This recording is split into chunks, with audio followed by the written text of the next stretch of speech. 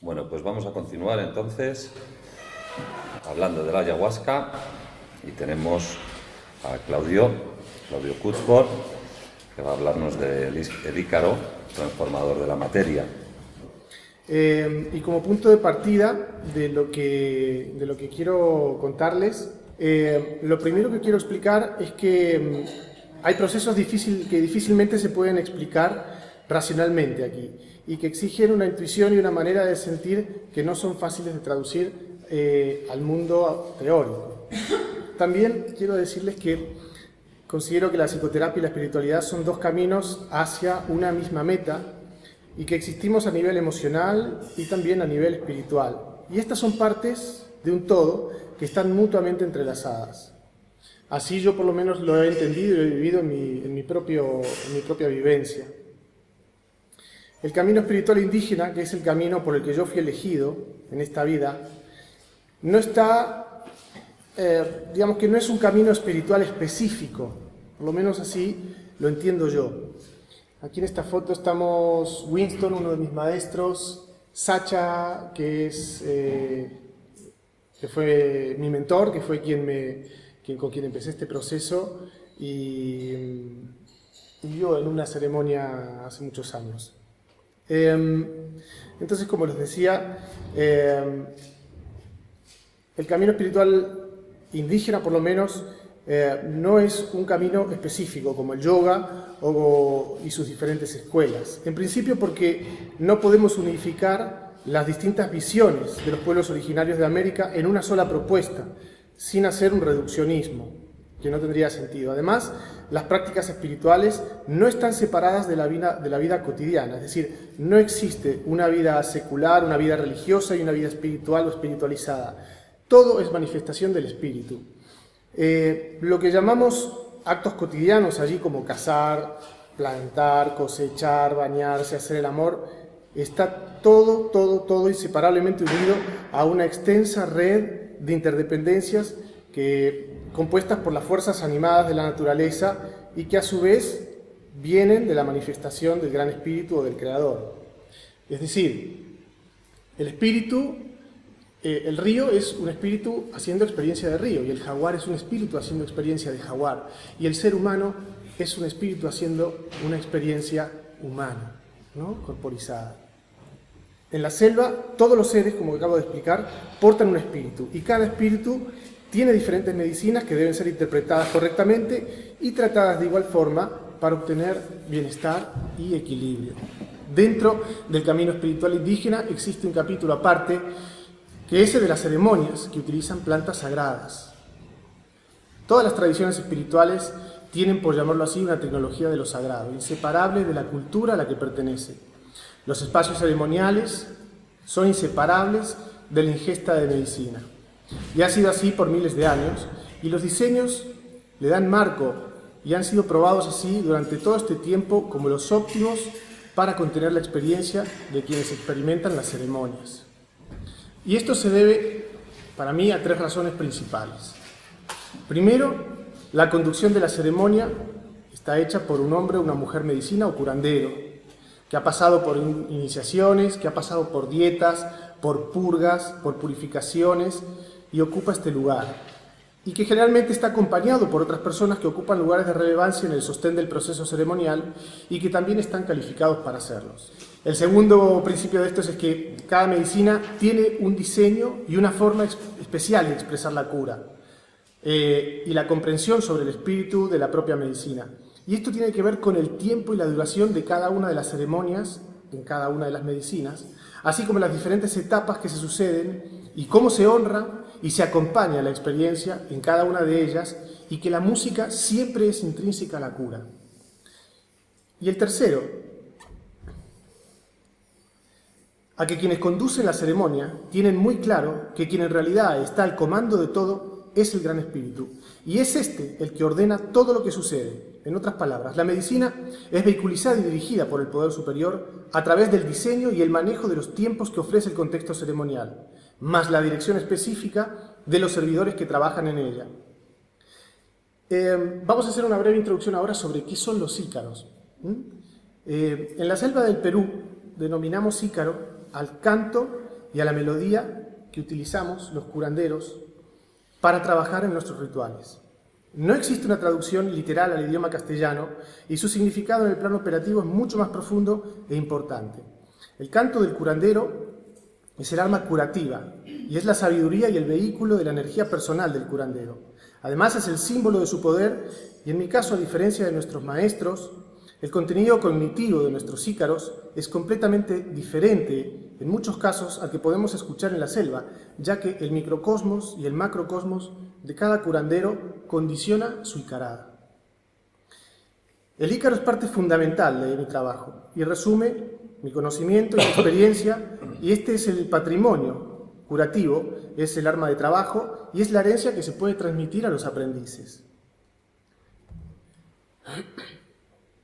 Hay varias formas de distinguir los ícaros que se usan en las ceremonias y cada uno de estos ícaros tienen diferentes utilidades. Tenemos ícaros de invocación. Estos ícaros son llamadas a las fuerzas de la naturaleza, del reino mineral, del reino vegetal, del reino animal, a las fuerzas espirituales aliadas para que acudan al trabajo o para icarar objetos, para levantar la medicina, para varios usos y varias formas. También tenemos arcanas. Estas canciones sirven para defensa espiritual y para protección espiritual. Son canciones que se cantan principalmente a las personas para investirlas de una defensa, en el caso que se vea que es necesario, o para cargar objetos también en la icarada. Tenemos también ícaros, simplemente, que son canciones para volar o para tratar algún tema en especial. Cada uno de estos ejemplos son utilizados en diferentes momentos de la ceremonia acorde siempre a lo que está mandando el espíritu o el transcurso de la cura. El contenido de los ícaros cuenta en muchas oportunidades lo que está pasando en el momento presente y acorde a las circunstancias desencadena la cura muchas veces, removiendo energías y removiendo emociones también. En otras oportunidades, a través del relato, cuando estamos cantando, podemos transformar lo que está sucediendo en el momento presente, ya que utilizamos la vinculación de la energía para ello. Y la eficiencia de esto depende en gran medida de la preparación que tiene el curandero a través de las dietas, que son procesos en los cuales estamos en la selva durante un periodo de tiempo, en aislamiento, simplemente contando con la presencia del curandero y tomando las plantas que son las que dan la medicina y son las que enseñan a trabajar en todo esto. La acción de icarar implica también cargar un objeto, implica cargar un objeto para luego ser remitido a la persona que va a recibirlo. Podemos icarar el tabaco para a través del humo poder transferir aquel mensaje o aquella información que queremos a la persona, o podemos icarar directamente objetos como las medicinas propiamente dicho, ¿no? Voy a dar ahora, vamos a escuchar a ver dos ejemplos de ícaros en donde podemos escuchar varias cosas.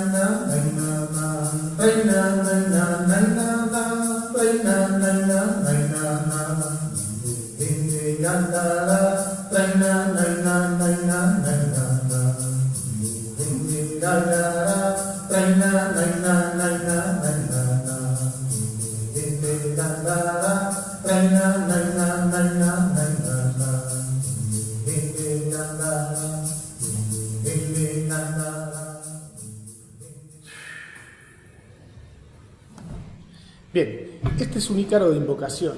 Es un ícaro donde se utiliza normalmente en la apertura de las ceremonias para hacer un cierre del espacio, para protección, para invocar a las energías sanadoras. Es una llamada en donde en este caso pues podemos escuchar que hay una mezcla de sincretismos, ¿no? Donde se llaman a las vírgenes, se llaman a los santos y se llaman algunas plantas también a trabajar. Vamos a escuchar uno más.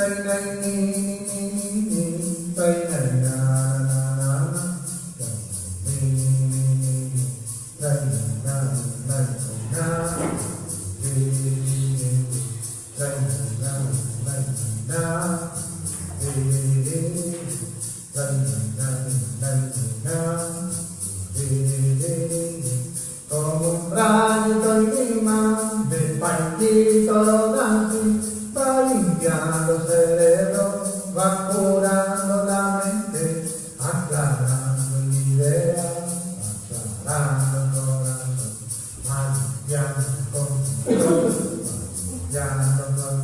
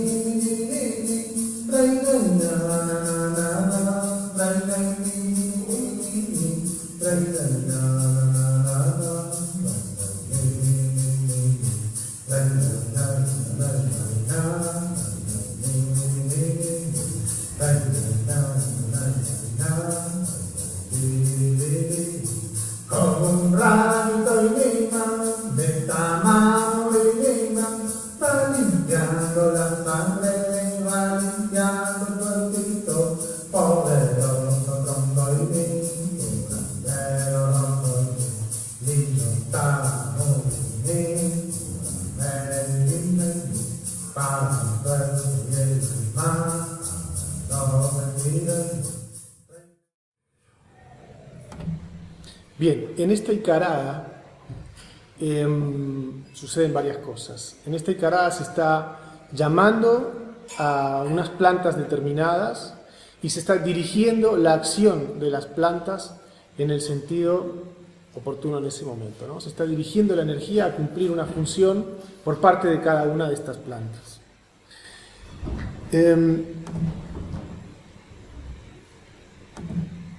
Bien.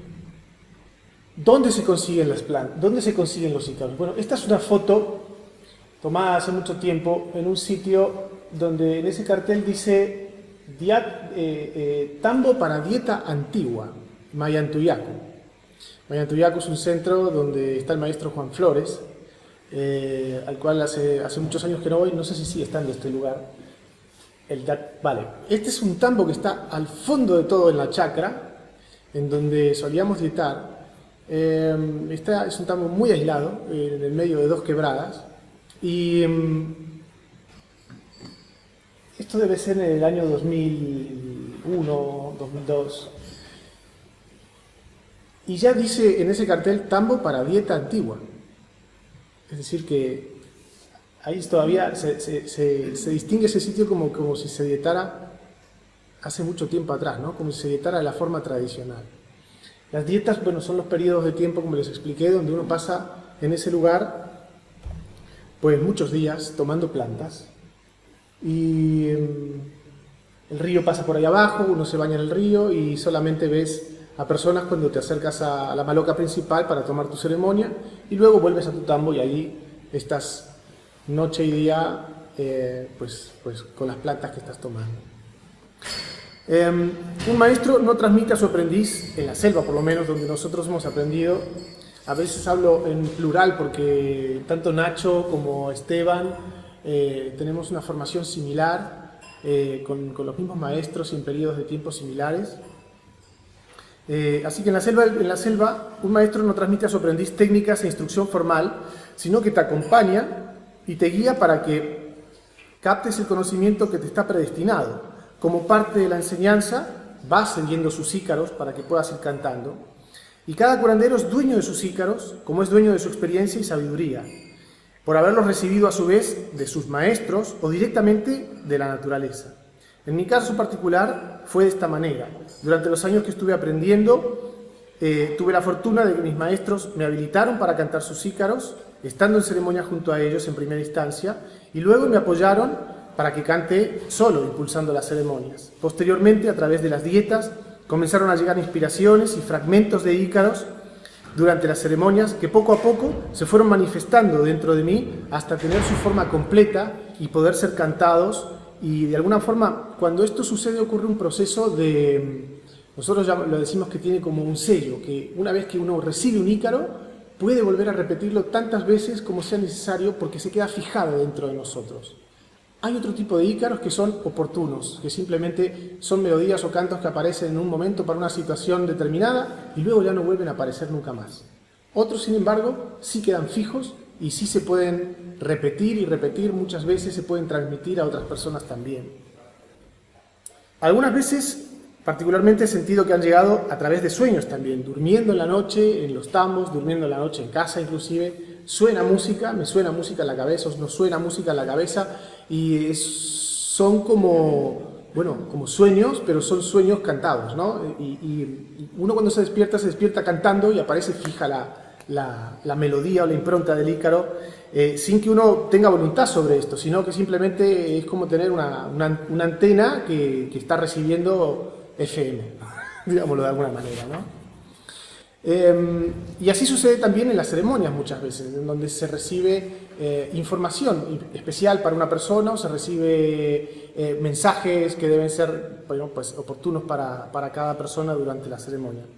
También, por mi experiencia, realizando ceremonias en países de habla no hispana, he comprobado que ni las palabras ni la comprensión del texto del ícaro son imprescindibles, pero sí la melodía y que el curandero siente y comparta el espíritu del ícaro. Por ejemplo, cuando cantamos para aliviar a una persona en un país de habla no hispana, por lo menos en mi caso yo canto en español y algunas palabras en quechua, cuando se canta para aliviar a una persona, la persona recibe el alivio aunque no entienda lo que se está cantando.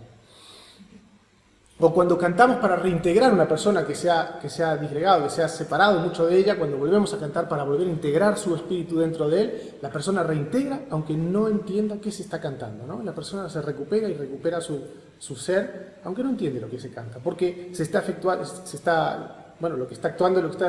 efectuando es una transferencia energética en eso.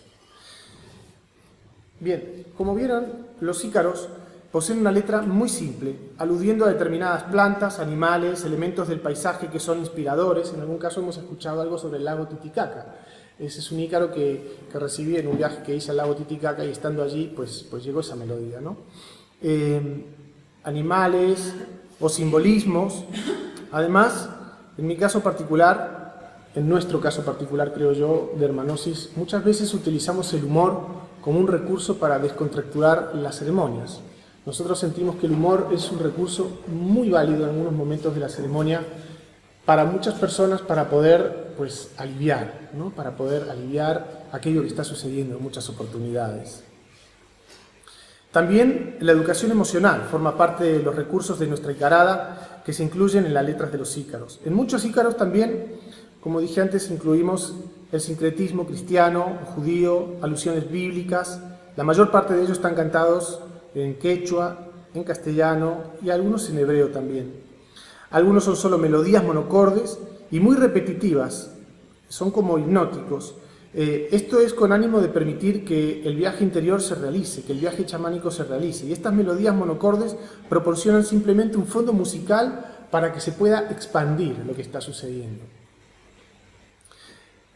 vamos a entrar ya más en materia sobre cómo inciden y cómo nos modifican los ícaros desde diferentes aspectos. Voy a exponer 3 aspectos de cómo funciona esto. Un aspecto energético, un aspecto fisiológico y un aspecto psicológico y espiritual. Primero quisiera explicarles el aspecto energético. Quisiera explicaros que nuestra energía puede proporcionar una transformación encaminada a la salud. Podríamos decir que los ícaros, al igual que los mantras en las tradiciones orientales, influyen en determinados centros energéticos mediante la vibración sonora, modulando así la función orgánica del cuerpo. Recientemente, luego de entrar en un estudio de grabación por primera vez, descubrimos también que nuestra afinación natural al momento de cantar, en particular la de nosotros 3, está en 432 hercios, cosa que nosotros no sabíamos que estaba sucediendo, porque tampoco sabemos mucho de música. Y resulta que, bueno, estos 432 hercios, esta afinación es la afinación natural y tiene efectos profundos sobre la conciencia y también a nivel celular de nuestro cuerpo. Es importante ir más allá de las apariencias y entender que cada pensamiento que tenemos y cada emoción que expresamos cuando estamos cantando durante la cura es energía manifestada en una forma o en un modelo concreto. Por ejemplo, la emoción del perdón corresponde a un modelo, igual que la emoción de la alegría a otro modelo y la sensación de la compasión a otro modelo distinto, y así sucesivamente. A través de los modelos energéticos que forjamos a partir de nuestro pensamiento y de nuestras emociones, contribuimos a los procesos naturales de curación en nosotros y en los demás también durante la ceremonia. El cuerpo no es solamente una realidad material. Para comprender cómo nuestros pensamientos y emociones pueden afectar nuestro cuerpo, debemos reconocer que este no es solo físico. Einstein postuló que la materia y la energía son aspectos equivalentes e intercambiables de una sola realidad subyacente en un campo universal. Esto implica que todo es energía en diversos estados de vibración y movimiento. No es demasiado difícil de imaginar, por tanto, que puesto que nuestros pensamientos y emociones son modelos de energía y nuestro cuerpo está constituido por campos energéticos interactivos, esta energía y la de nuestros pensamientos y sentimientos es la que es afectada durante la icarada. Además, la energía corporal y la energía espiritual no son independientes entre sí. Cuando nuestro cuerpo se cansa, el rendimiento espiritual es imposible o bien posible solamente con un gran esfuerzo. Y viceversa, el esfuerzo espiritual produce un cansancio corporal también.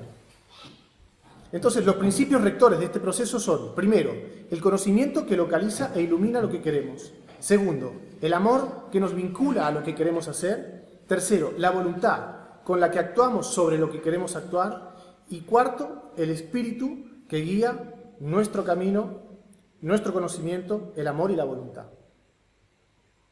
Vamos a hablar ahora del aspecto fisiológico. Pero ¿cómo se efectúa la transferencia de nuestros pensamientos y emociones y cómo afectan a otras personas, cómo alteran los modelos de energía que integran los cuerpos? Yo aún no tengo todas las respuestas para esto, pero la ciencia me dio algunas explicaciones que nos dan alguna pista.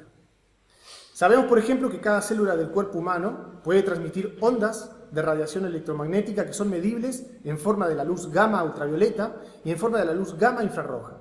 Esas ondas de radiación transmiten información, tanto en el interior de la célula como fuera de ella, para comunicar datos a otras células implicadas en los procesos vitales. El cuerpo humano está integrado aproximadamente por dos terceras partes de agua. La modificación de los campos de energía vinculada al agua puede alterar la estructura, lo que puede tener una profunda influencia sobre las células del cuerpo. Parece ser que el agua estructurada almacena además información que los sistemas orgánicos pueden leer. Este fenómeno encierra implicaciones trascendentales para la curación, puesto que las células del cuerpo humano contienen y están rodeadas de agua. Así, los pensamientos y las energías curativas pueden estructurar el agua extracelular e intracelular, lo que a su vez afecta la distribución de la carga eléctrica de la membrana celular. Esto favorece claramente la transformación y la sanación. Y así lo hemos comprobado mediante muestras de sangre que podemos ver en un trabajo con microscopía de campo oscuro que realizamos nosotros. Y aquí lo que podemos ver es una muestra de sangre antes de la icarada. Lo que podemos ver son eritocritos aquí como están apelotonados unos encima de otros. Y se hizo otra toma después de la icarada, en donde vemos cómo vuelve el orden a los eritocritos y cómo vuelven a alinearse. Se ve mucho mejor el aspecto de la sangre en este caso. Bien, y por último el aspecto psicológico y espiritual. El Ícaro es el hilo conductor de la ceremonia de ayahuasca, es el que guía y es el que va construyendo y modulando la experiencia. Llega allí donde tiene que llegar y despierta junto a la medicina diferentes aspectos de la conciencia y uno en especial desde mi punto de vista, lo que se llama la inteligencia espiritual. Por eso voy a explicarles antes rápidamente qué es la inteligencia espiritual. La inteligencia espiritual es un poder innato del ser humano, pero que, como ocurre con todo lo que es innato, exige un desarrollo y una ejercitación para que pueda florecer y desarrollarse en su plenitud. La sensibilidad espiritual o espiritualidad es esencialmente una transformación de la persona y esta exige una labor sobre uno mismo y un trabajo sobre el propio yo. Según los profesores Zohar y Marshall, que son los que acuñaron este término de inteligencia espiritual, la inteligencia espiritual es la que complementa la inteligencia emocional y lógica racional y faculta para afrontar y trascender el sufrimiento y el dolor, y para crear valores, da habilidades para encontrar el significado y el sentido de nuestros actos. Ambos descubrieron que cuando las personas efectúan alguna práctica espiritual o hablan sobre el sentido global de sus vidas, las ondas electromagnéticas en sus cerebros presentan oscilaciones de hasta 40 MHz a través de las neuronas. Estas oscilaciones recorren todo el cerebro, pero presentan una oscilación mayor y estable en el lóbulo temporal, que es también el que es afectado durante la ceremonia de ayahuasca. Según Zohar, la inteligencia espiritual activa las ondas cerebrales permitiendo que cada zona especializada del cerebro converja en un todo funcional. La inteligencia espiritual permite pues acceder a los significados profundos y a plantearse los fines de la existencia y las más altas motivaciones de esta. La inteligencia del yo profundo es la que se enfrenta a las graves cuestiones de la existencia y a través de ella busca respuestas creíbles y respuestas razonables. En este apartado particular quiero hacer una referencia al resultado de una parte de mi trabajo con algunos clientes de mi gabinete de psicoterapia que no tenían ningún conocimiento acerca de la ayahuasca ni ningún interés en particular en la trascendencia o en la espiritualidad antes de iniciar este proceso. El proceso está diseñado para educar y despertar la inteligencia espiritual, uniendo las experiencias ceremoniales de los pueblos nativos amazónicos y la metodología del enfoque humanista de la psicología, en especial el análisis transaccional y el counseling, para luego trabajar sobre los desafíos a transformar en el día a día. En concreto, mi propuesta hacia ellos fue realizar un número pautado previamente de sesiones de psicoterapia individual en consulta, sumando a la participación en 2 retiros intensivos de hermanosis que comprenden cada uno de ellos 2 ceremonias de ayahuasca y una ceremonia de tabaco. Apoyándome en esta base, la base de la inteligencia espiritual, y mi comprensión sobre cómo actúan las ceremonias, las medicinas, los ícaros, trabajamos 3 ámbitos de la vida de estas personas. El primero fue la relación consigo mismos y la angustia que le generaba el pensamiento existencial crítico. El segundo es la relación con los demás y su realidad. Y el tercero fue la relación con el momento presente y su tiempo de vida. Por mi parte, en esas ceremonias, los ícaros, de gran parte, uno de ellos lo escuchamos recién, por mi parte, en esas ceremonias, los ícaros de gran parte de las ceremonias y las sopladas fueron dirigidos directamente al trabajo con ellos, a sus objetivos personales y a asistirlos en los puntos que les generaba resistencias y angustias y a ayudarlos en el motivo concreto de la consulta de cada uno respectivamente. Toda mi intención estuvo depositada en un doble movimiento que fue necesario para alcanzar el objetivo mencionado. Primero fue un proceso de interiorización y simultáneamente un movimiento para superar el ego, para abrirse mejor a los otros. El resultado que observé de esta propuesta fue el siguiente. Los participantes adquirieron una sensación de mayor capacidad de situarse a sí mismos con respecto a los rasgos existenciales de su condición humana y el significado de su vida. También adquirieron una sensación de mayor capacidad de situarse respecto al significado de la muerte y del destino final del mundo físico y del mundo psicológico. Adquirieron también una sensación de mayor poder para trascender el mundo físico y cotidiano y para tener una percepción más elevada de sí mismos, así como del mundo circundante. Los participantes también relatan que al final del proceso sintieron una transformación que les dejó recursos que les permiten solucionar problemas de la vida y comportarse de modo más virtuoso y asumir las responsabilidades de la vida mejor. Afirmaron sentirse también más abiertos y permeables y capaces de conectar con el fondo de los otros y dispuestos a tener un tipo de relaciones sociales más profundas y penetrantes.